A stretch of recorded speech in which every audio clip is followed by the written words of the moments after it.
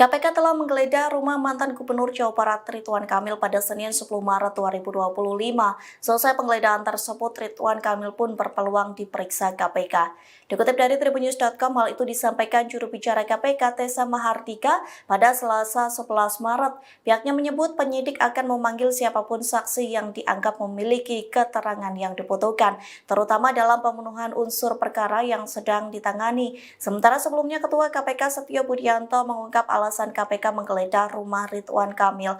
Adapun penggeledahan itu untuk memastikan ada tidaknya kaitan Ridwan Kamil dengan dugaan kasus korupsi bank daerah. Selain itu, penggeledahan ini juga bertujuan untuk membuat terang kasus korupsi bank daerah. Pria yang akrab disapa Kang Emil pun mengaku kooperatif dalam penggeledahan rumahnya yang dilakukan oleh KPK.